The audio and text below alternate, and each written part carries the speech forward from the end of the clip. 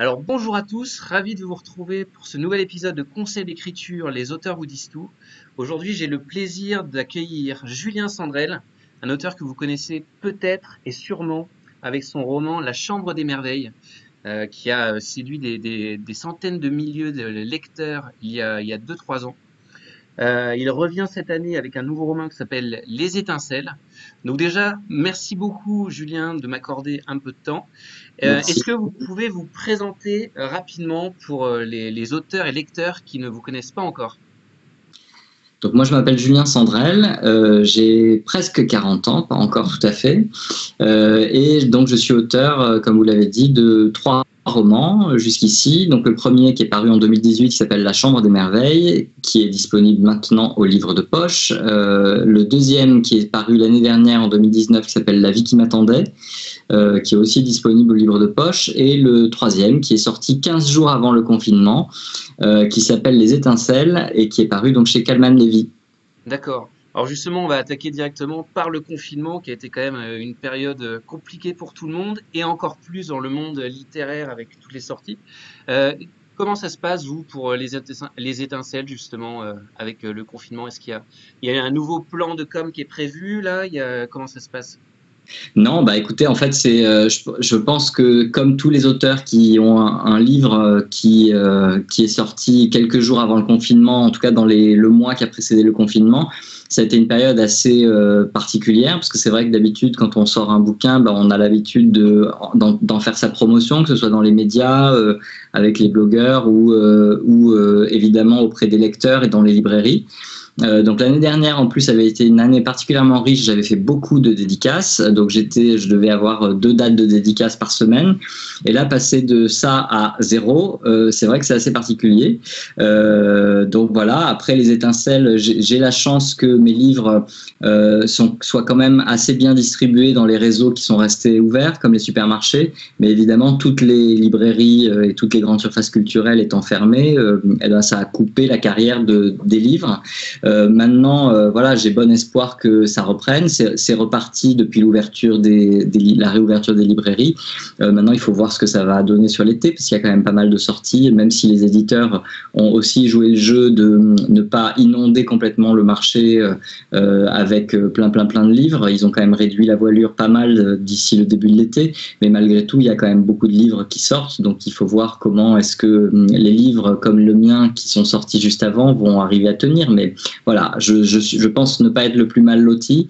Je sais qu'il y a des collègues auteurs qui ont des structures de vente qui sont différentes des miennes et qui, par exemple, ne vendent quasiment que en librairie. Eux, ça veut dire qu'ils n'ont plus rien vendu du tout pendant 2 mois. Donc moi, ça n'était pas le cas. Donc ça m'a permis quand même de garder même un lien avec les lecteurs, parce que j'ai quand même constaté que, notamment avec les posts sur les réseaux sociaux, etc., il y avait quand même un certain nombre de lecteurs qui ont pu lire mes livres, quels qu'ils soient, La Chambre des Merveilles, La vie qui m'attendait ou Les Étincelles. D'accord.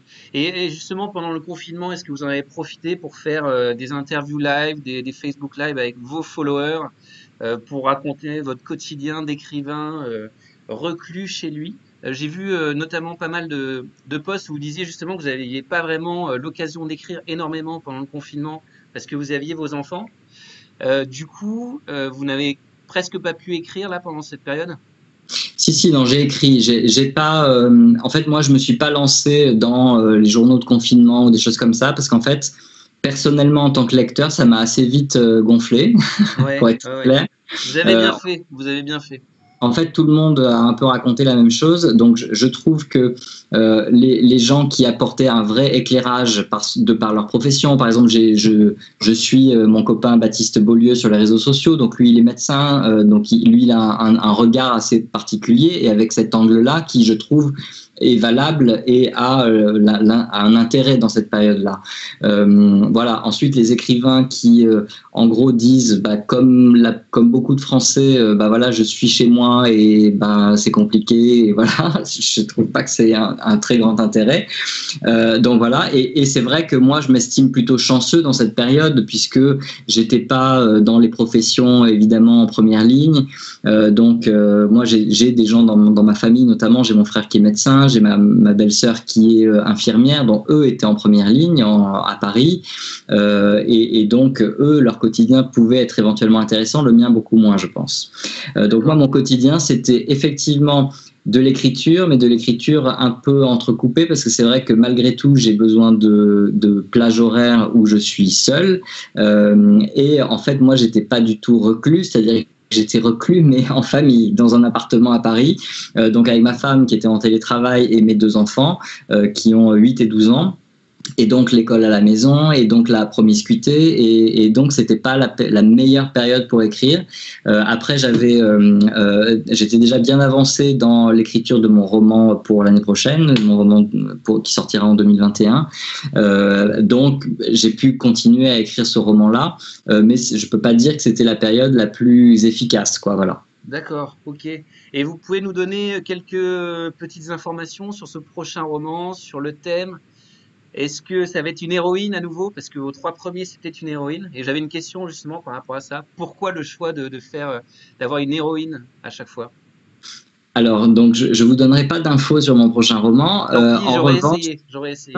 non, mais si, mais je vais vous en donner quand même une importante pour répondre à votre question, justement, puisque cette fois-ci, effectivement, ce sera un héros masculin. D'accord.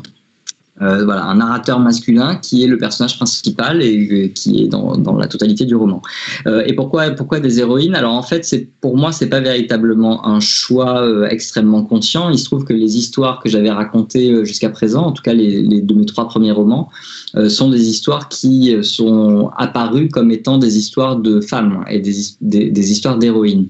Après, on me pose souvent cette question, donc j'y ai réfléchi un petit peu, et en fait, ça vient aussi de la manière dont j'écris, c'est-à-dire que moi, alors je ne suis pas du tout acteur, donc je ne sais pas si c'est comme ça que travaillent les acteurs, mais j'ai l'impression que le travail que je fais quand j'écris est une sorte de travail d'acteur, c'est-à-dire que moi, ce qui m'intéresse, c'est pas de raconter ma vie, puisque comme je le disais justement sur le confinement, je pense qu'elle n'a pas d'intérêt, et en particulier, moi, ça m'intéresse pas de raconter ma vie.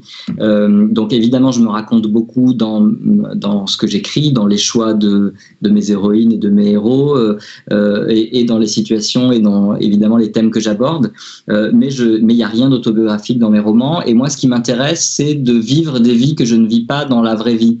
Et donc peut-être que parce que je suis un homme, je suis plus attiré par le fait d'imaginer ce qui se passe dans la tête d'une femme et de me glisser dans la peau d'une femme.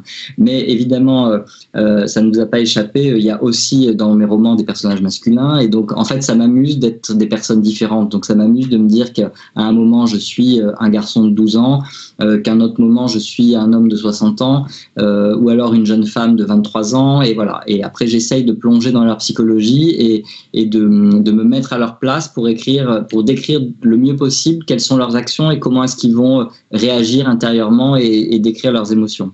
D'accord, ok, très clair. Et justement, donc j'ai une question moi, par rapport à votre inspiration. Où est-ce que vous la trouvez? Est-ce que c'est, puisque vous dites que c'est pas autobiographique, est-ce que c'est des gens que vous rencontrez dans la vie de tous les jours? Est-ce que c'est des choses que vous lisez dans les journaux qui vous font... j'avais vu notamment pour les étincelles où vous parliez de ces marques de vêtements où il y avait eu des petits messages. Comment ça vous vient en fait? Est-ce que vous fourmillez d'idées comme ça ou vous faites des recherches? Alors en fait, oui, j'ai plein d'idées tout le temps. Donc du coup, quand j'ai des idées, moi j'ai des petits carnets dans lesquels je note les idées, ou alors je les note quand j'ai pas de carnet à portée de main, je le note dans mon téléphone. Voilà, donc ça, c'est juste des bribes qui peuvent devenir rien du tout, qui peuvent devenir un début de roman, ou une scène, ou une idée concernant un personnage, voilà.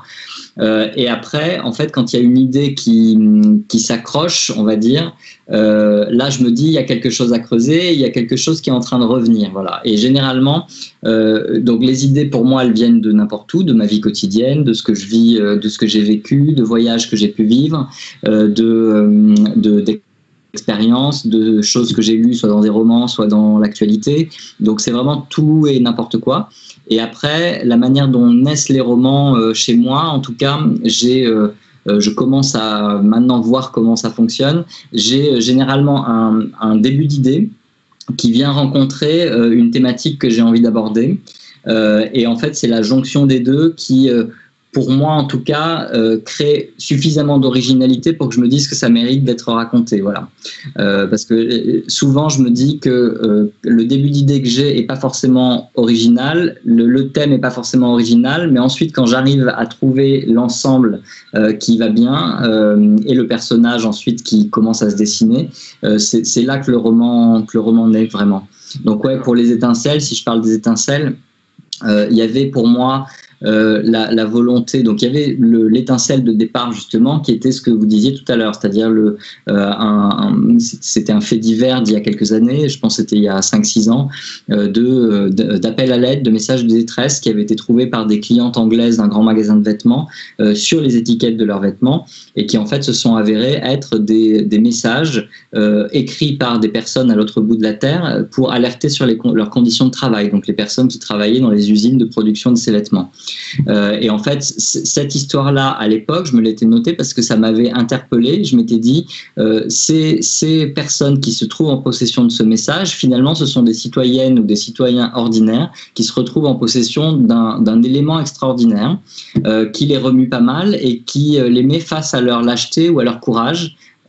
Et de personnes ordinaires et de citoyens ordinaires. Et ces gens-là, ils vont avoir le choix, ils vont devoir se dire, est-ce que je fais quelque chose avec ce message, est-ce que j'agis, ou alors est-ce que je fais comme s'il s'était rien passé et je le tais.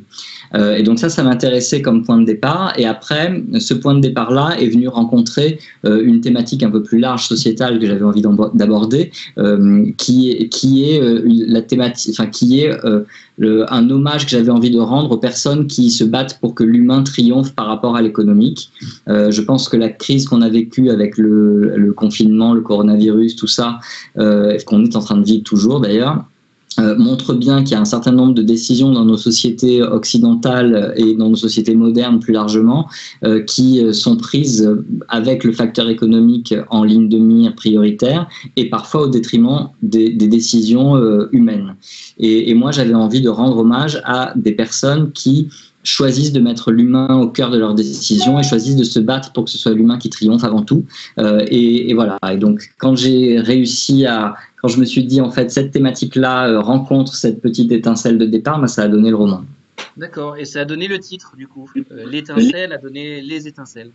Le titre, il est venu un peu plus tard, en fait. Le titre, il est venu une fois que j'avais aussi mon héroïne, en fait. J'ai pas mal, dans ce roman, joué avec la thématique du feu, puisque mon héroïne s'appelle Phénix. Le livre s'appelle Les étincelles. Et pourquoi, en fait, j'ai appelé Les étincelles ce roman? Parce que le mot étincelle était pour moi un mot qui recouvrait pas mal de notions. Et ces notions-là, je pense qu'elles sont présentes dans le roman, puisqu'une étincelle, en définitive, c'est vraiment le début de quelque chose. Ça peut être le début d'une idée, le début d'un roman, le début d'une histoire d'amour, le début d'une relation, ou ça peut être aussi le début d'un mouvement, le début d'une révolte.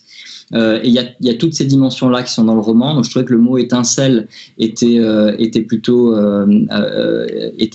adéquat. Et après, il y avait aussi cette idée d'avoir une héroïne qui ait un parcours de résilience, qui soit un parcours de renaissance. Donc c'est pour ça que je l'ai appelée Phénix. Et effectivement, c'est une jeune femme au tout début du livre qui sait pas vraiment, qui est un peu perdue dans sa vie et qui, en se lançant dans une quête de vérité sur la mort de son père, finalement va être amenée à prendre un certain nombre de décisions et à choisir son destin. Et ce parcours de résilience qu'elle va faire, c'est une véritable renaissance. C'est une personne qui se trouve au bout du chemin, au bout du livre. Donc voilà. Donc tout ça se construit au fur et à mesure. J'ai pas tous les éléments au début de l'écriture en général. D'accord. Et en tout cas, ça donne envie de découvrir Phénix et son histoire et l'histoire de son père. Et du coup, est-ce que vous travaillez avec une structure, avec un plan, où vous êtes un auteur qui part un peu en suivant son inspiration et qui voit où Phénix va le mener, où vous cadrez tout dès le départ? Non, alors ça dépend des romans en fait. Il y a des romans il y a certains romans pour moi qui sont plus construits avec beaucoup plus d'intrigue et donc d'éléments de suspense à gérer. D'autres qui le sont un peu moins, en tout cas qui reposent sur d'autres ressorts. Et du coup, j'écris pas forcément de la même façon. C'est-à-dire que si je prends La Chambre des Merveilles et Les Étincelles, je les ai écrits de façon un peu différente. La Chambre des Merveilles, j'avais l'idée de départ. Je savais globalement où j'allais, donc je connaissais la fin de l'histoire. J'étais très clair sur mes personnages principaux, donc Thelma, Louis, leur psychologie, leur vécu, comment est-ce qu'ils allaient réagir. Et je m'étais fait une note, une liste d'un certain nombre d'expériences que pouvait avoir inclus Louis dans son carnet des merveilles et que pourrait être amené à vivre Thelma à sa place. Donc. Et voilà. Et après, je me suis lancé dans l'écriture. Et donc, après, l'histoire s'est construite petit à petit, c'est-à-dire que j'ai décidé au fur et à mesure quelles étaient les expériences qu'elle allait vivre, que j'ai décidé des personnages secondaires au fur et à mesure. Le personnage de la grand-mère, par exemple, qui est très important dans le livre, il était très mineur en fait au début dans mon idée, en tout cas initiale. Et quand j'ai commencé à l'utiliser, quand j'ai commencé à découvrir ce personnage, je me suis dit qu'il était important et qu'il fallait lui donner plus de place. Donc, je l'ai développé et je lui ai donné plus d'importance. Mais voilà, donc celui-là, il s'est construit de cette manière-là. Pour les étincelles, c'est un peu différent puisque le suspense n'est pas du tout le même. C'est pas du tout. Enfin, les gens qui ont aimé La Chambre des Merveilles ou La vie qui m'attendait vont retrouver ma patte sur le côté émotion, famille, etc. Mais par contre, c'est un roman où il y a beaucoup plus d'enquête et beaucoup plus de suspense et donc d'éléments à découvrir. Donc c'est une vraie enquête. Alors que sur La Chambre des Merveilles, le suspense du roman, il tient quasi exclusivement sur est-ce que l'enfant va se réveiller ou pas. Et après, l'intérêt du roman, c'est le parcours initiatique de la maman. Mais il n'y a pas vraiment de mystère à découvrir particulièrement au niveau du passé des personnages, etc. Là, sur les étincelles, c'est très différent. Il y a des secrets, il y a une enquête, il y a une vérité à faire sur la mort de quelqu'un. Donc là, je l'ai beaucoup plus construit.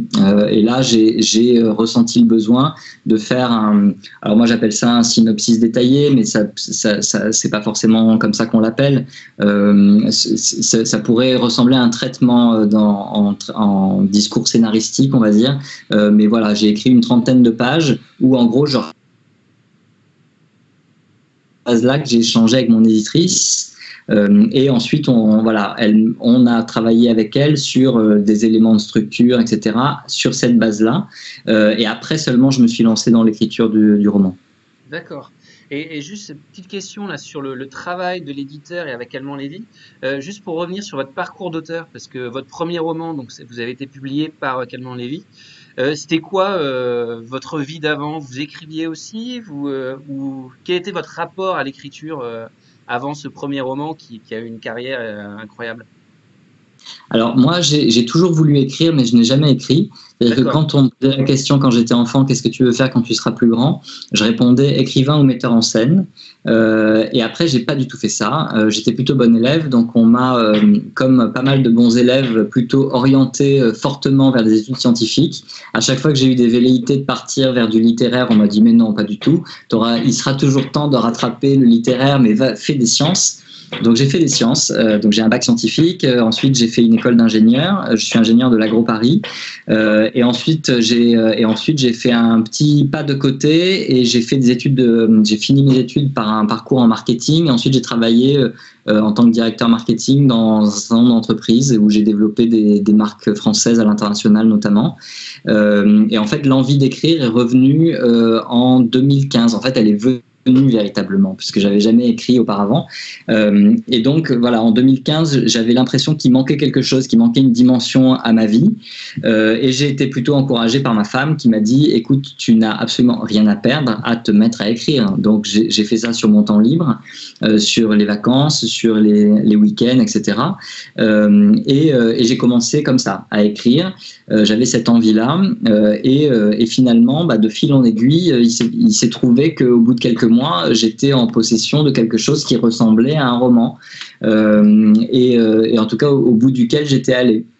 Et donc j'ai envoyé ce roman qui était pas La Chambre des Merveilles, qui était un thriller assez sombre, à un certain nombre d'éditeurs, très peu en fait en vérité, mais à quelques-uns dont je m'étais fait une idée en allant regarder sur internet quelques interviews pour essayer de voir la personnalité des gens, parce que s'il y a bien quelque chose que j'ai appris dans ma carrière précédente, justement, c'est que j'ai besoin qu'il y ait une connexion avec les personnes avec lesquelles je travaille, et donc je me voyais pas envoyer à toutes les maisons d'édition ça n'avait pas de sens pour moi.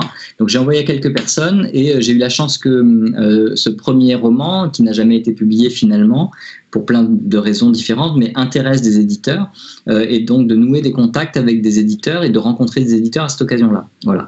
Donc ensuite, ce roman finalement n'a pas vu le jour, et ensuite, je me suis finalement, j'ai continué à travailler et à trouver un peu ma patte d'écriture et à me rendre compte que, eh bien, à prendre conscience de mes points forts et de mes points à développer d'un point de vue écriture.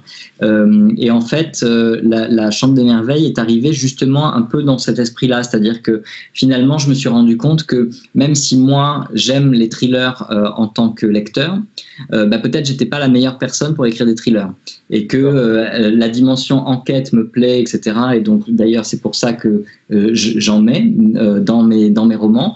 Maintenant, voilà, le travail avec mon éditeur et mon éditrice m'ont fait réaliser que j'étais peut-être plutôt meilleur sur des aspects type émotion, etc. Et donc, et en fait, c'est comme ça que j'ai commencé à écrire La Chambre des Merveilles. Et voilà. Et après, et ensuite, c'est parti comme ça, quoi.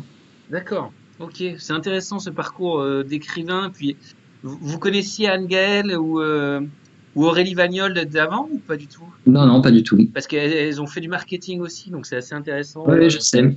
Je sais. Non, c'est maintenant, ce sont des copines, mais par contre, je ne connaissais pas du tout avant, non. D'accord, ok.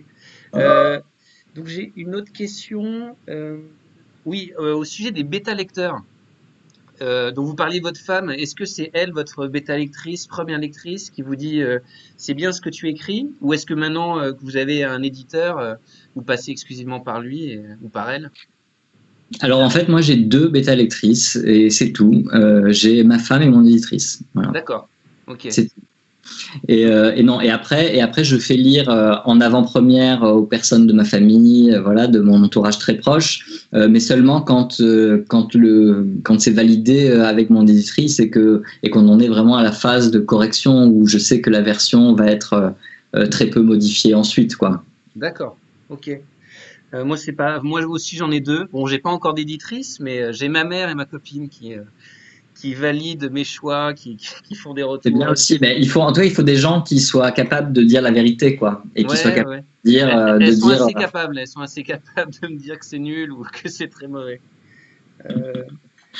J'ai une autre question, c'est par rapport à votre carburant. Est-ce que vous avez un carburant quand vous écrivez? Parce qu'en faisant des recherches et des interviews, il y a des gros consommateurs de thé, d'autres de café, d'autres qui se lèvent en pleine nuit pour écrire. Eh bien, moi, je carbure au café. D'accord, ok. Voilà. Vous aussi.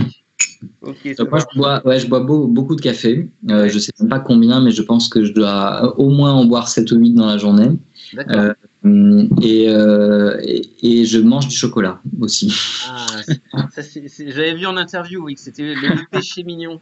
Et du coup, le prochain livre, il a un rapport avec le chocolat ou pas? Est-ce que c'est dans une chocolaterie ou non? Absolument pas. Absolument non, absolument pas.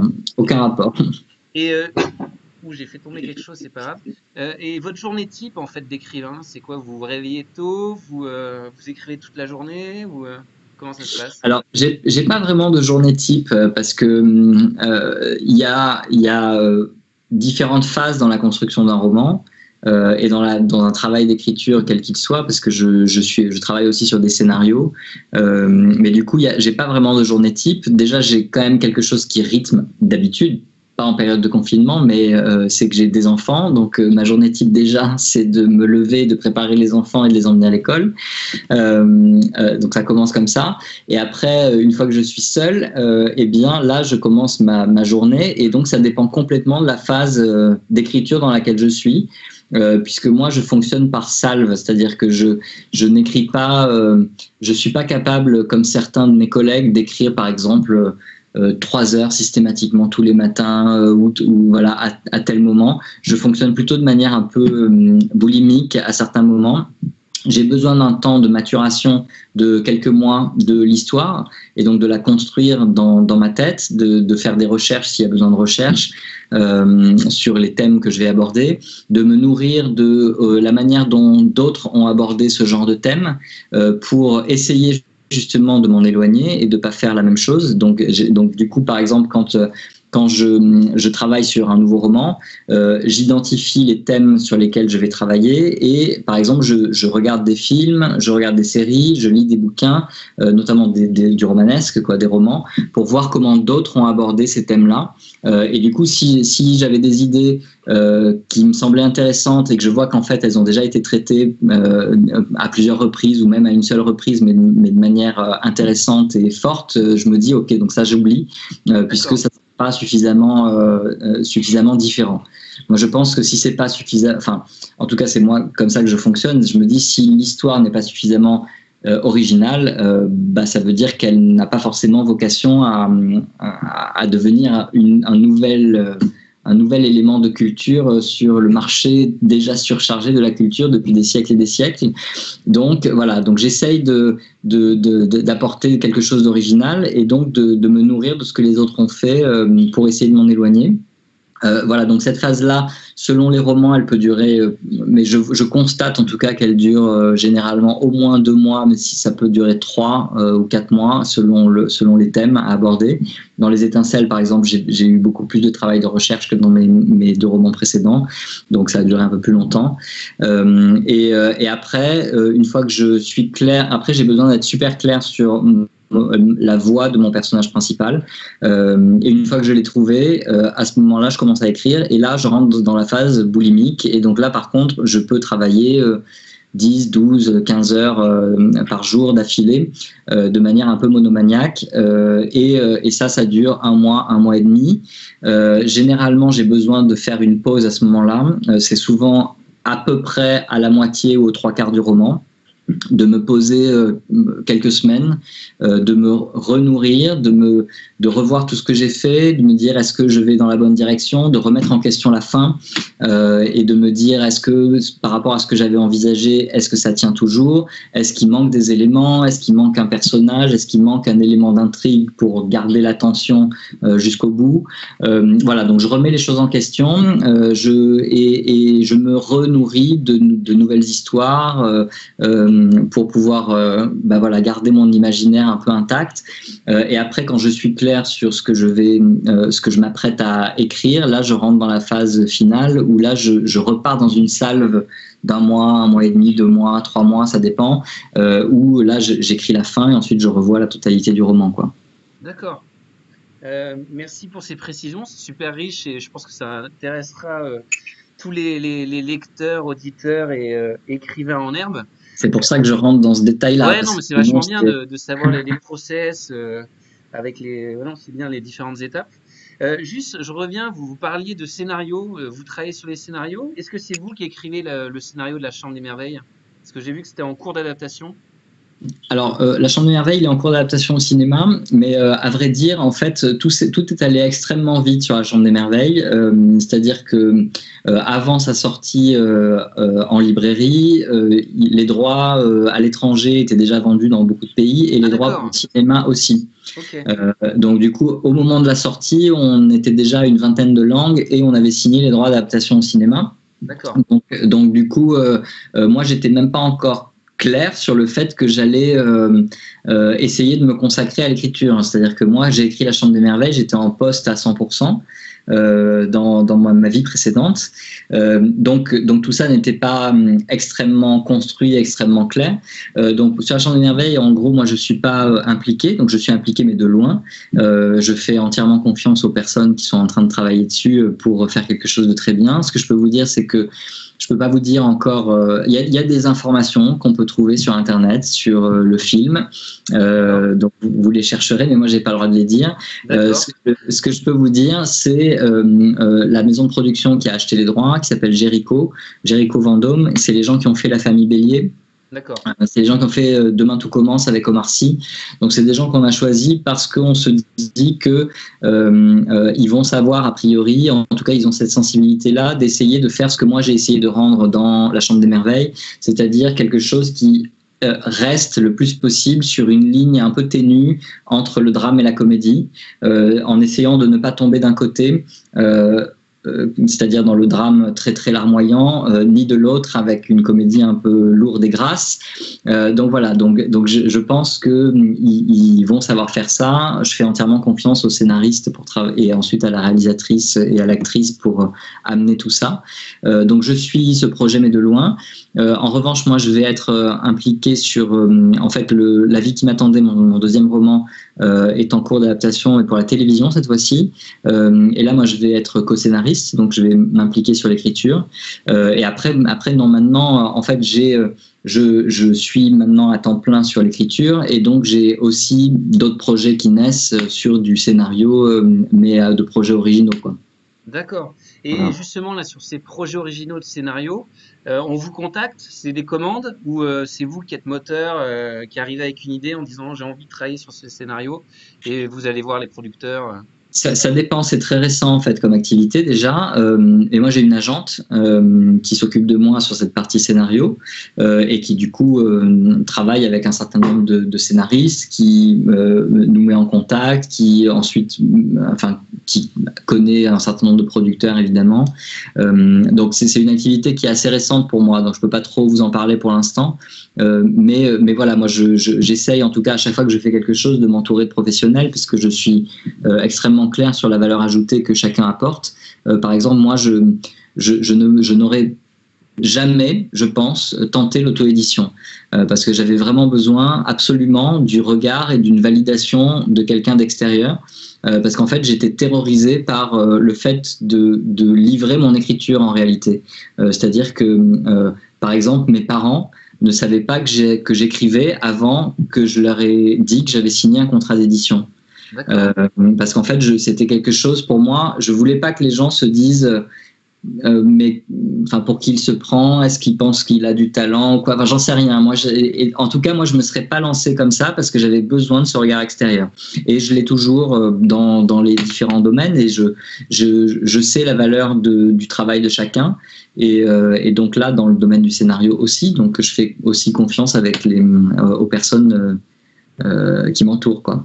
D'accord. Non, c'est intéressant.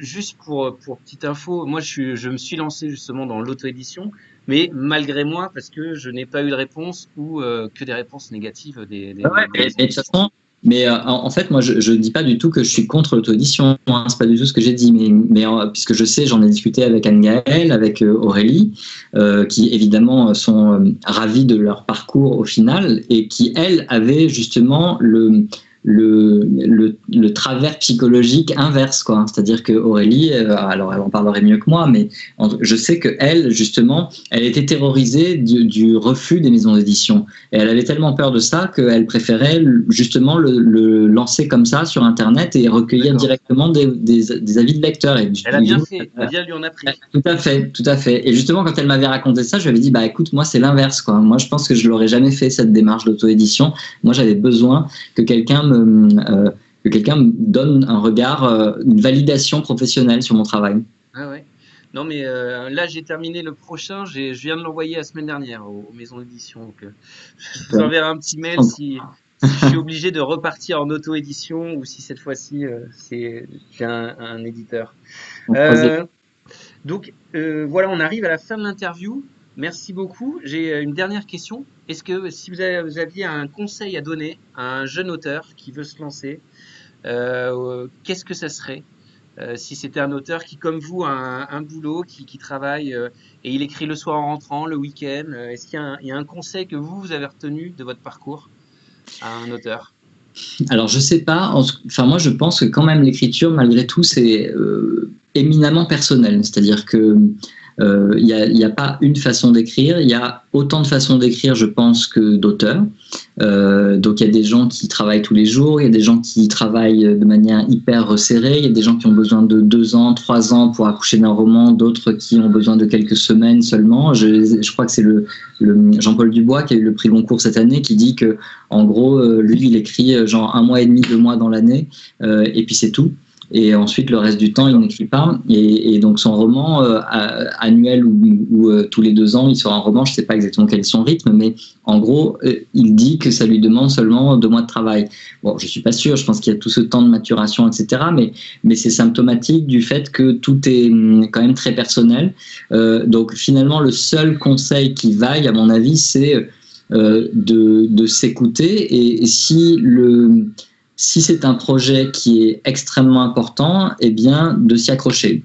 Parce qu'en tout cas, ce qui est certain, c'est que je pense qu'il y a une tentation extrême à toute étape de la rédaction d'un livre de s'arrêter. Parce que oui, évidemment, on est tous comme ça, et encore, enfin, si ça peut rassurer, mais je sais très bien que moi, au 4e roman, en fait, ça fait plus de 5 même que j'ai écrit en tout, mais j'en suis toujours pareil, c'est-à-dire que je passe par des phases où j'ai écrit quelque chose, je me dis mais c'est vraiment trop nul, et du coup, je suis tenté de limite tout arrêter, et en fait, après, je continue, et puis au final, après, quand je le relis, je me dis non, finalement, c'est pas si nul quand même. Donc, et en fait, si on s'arrête et qu'on revoit, la tentation, c'est de tout revoir, c'est-à-dire d'avoir écrit 2 ou 3 chapitres et de les retravailler sans cesse et sans fin. Et moi, je pense qu'il y a des déclics qui arrivent sur la durée.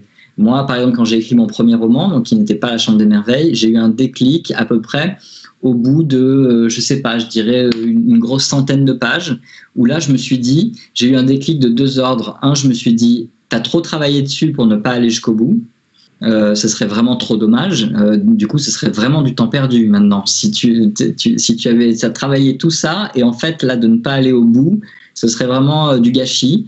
Et aussi un sentiment de savoir où on va, parce que c'est vrai qu'une fois que j'ai atteint ce palier-là, je me suis dit ok, maintenant je suis sûr que je peux le finir, ce roman, parce que j'avais des choses qui étaient mises en place, et je voyais où était ma fin et comment ça allait arriver. Je connaissais pas encore toutes les étapes, mais voilà, ça commençait à prendre forme de manière tangible.